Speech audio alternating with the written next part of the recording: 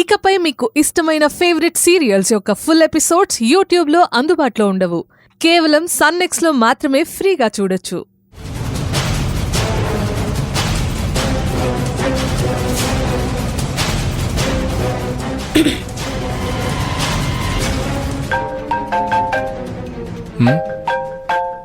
Unknown number.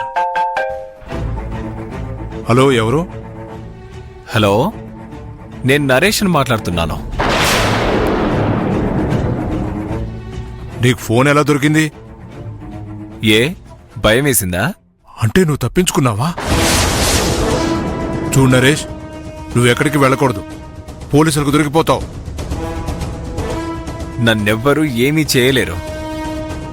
మా మావయ్యని చంపిందెవరో తెలుసుకొని తీరుతాను. ఇదేంటి కాల్ కట్ చేశాడు?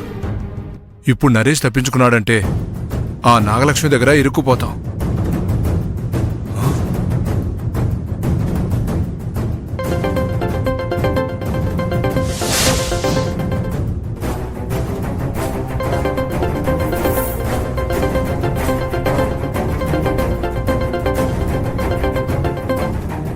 లిఫ్ట్ చేయండి రా, ఎతవల్లారా.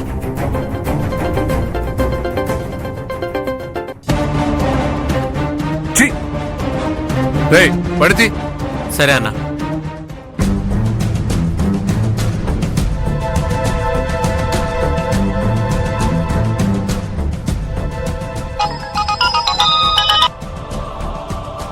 మల్లిక, మాట్లాడవా? నువ్వు చెప్పింది కన్ఫర్మ్ కోమలి. ఆ కాంట్రాక్టర్కి ఫోన్ చేసి నరేష్ బావ గొంతుతో మాట్లాడగానే తప్పించుకున్నావా అని అడిగాడు. చాలు, ఈ ఆధారం చాలు నరేష్ బాబు గారిని కాపాడటానికి. పాపం బావ. నరేష్ బాబు గారి ద్వారా మనం కొన్ని నిజాలు తెలుసుకోవాలి. సరే, మిగతాది నేను చూసుకుంటానులే. నువ్వు నారాయణ బాబుని మాత్రం కేర్ఫుల్ గా వాచ్ చేస్తూ ఉండు. వాణ్ణి బావా అని పిలవకు. అలా పిలవాలంటేనే అసహ్యంగా ఉంది. నువ్వు ఈ రకంగా ఆలోచిస్తే నారాయణ బాబుకి నీ మీద డౌట్ వస్తుంది.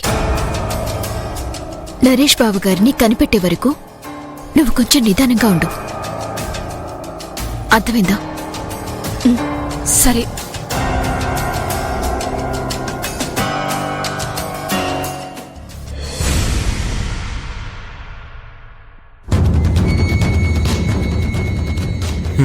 ఇదిగో అన్నా, ఇదిగో అన్నా. రై, రవికి ఫోన్ చేసి రమ్మని చెప్పు. సరే అన్నా.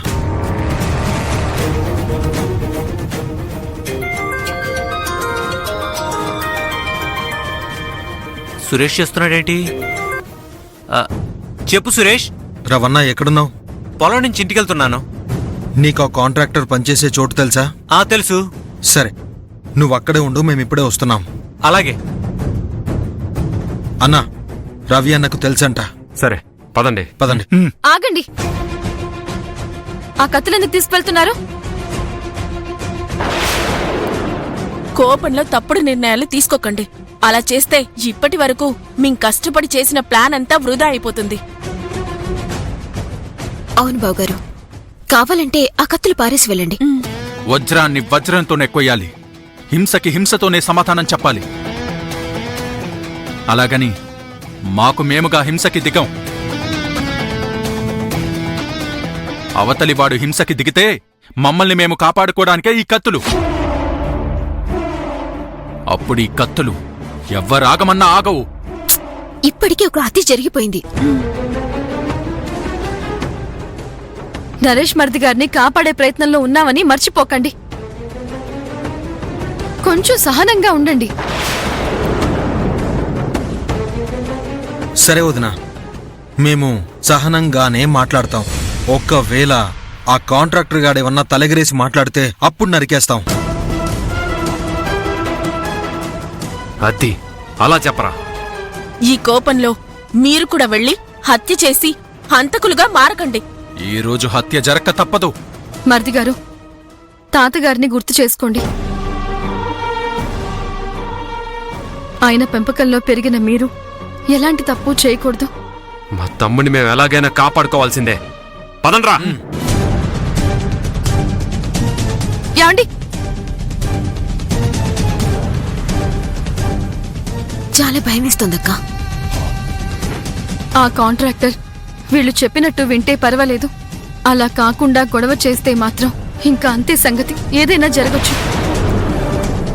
వీళ్ళింటికి తిరిగొచ్చేదాకా ఎవ్వరికి ప్రశాంతత ఉండదు.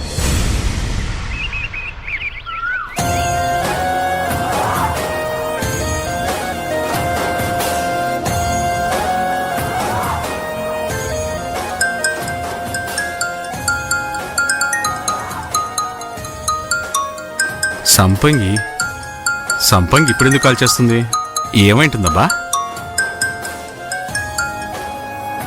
చెప్పు సంపంగి. బావా, పక్కనెవరూ లేరు కదా?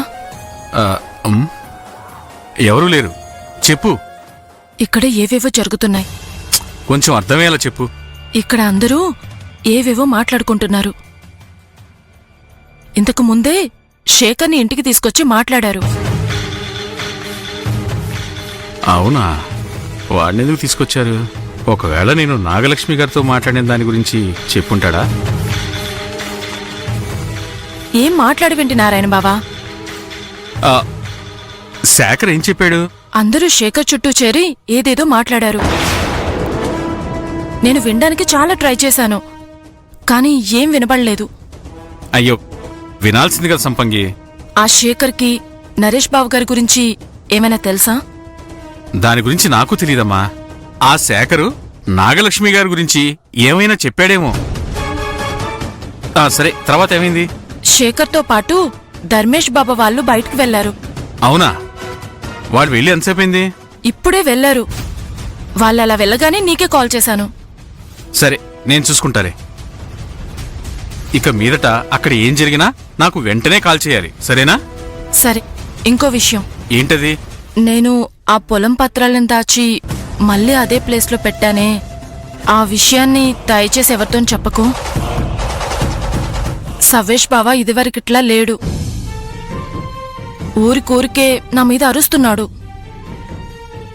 తనకి ఈ పత్రాల మ్యాటర్ తెలిసిందో నన్ను నరికేస్తాడు. నా ప్రాణం పోయినా ఎవ్వరికీ చెప్పనమ్మా, నువ్వేం కంగారు పడకు. చూడు, అక్కడేమన్నా తప్పుగా చేసావనుకో, నువ్వు నేను ఇద్దరం దొరికిపోతాం. అర్థమైందా? అర్థమైంది. ఆ పొలం కాగితాల విషయంలోనే నరేష్ కోపంతో సత్యమావిని చంపేశాడు. కాబట్టి ఆ పొలం కాగితాల విషయం బయటపడిందో ఆ హత్యకి మనమే కారకులం అని అందరూ అంటారు. జాగ్రత్తగా ఉండు.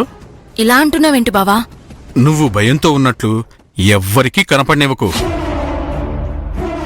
నీ చుట్టూ ఏం జరుగుతుందనేది వాచ్ చేస్తూ ఉండు, సరేనా? సరే బావా. అయితే రోష్ని వచ్చింది, తర్వాత మాట్లాడతాను. సరే.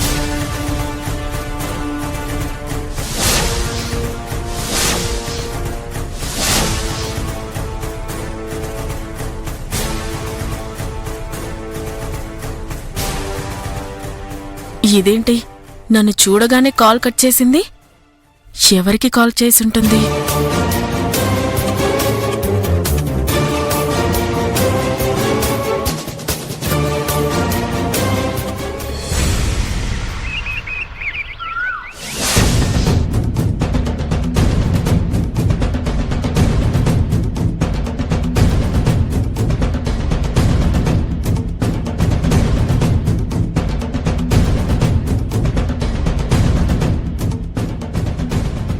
రవి, ఆ కాంట్రాక్టర్ ఇటువైపు వస్తాడా?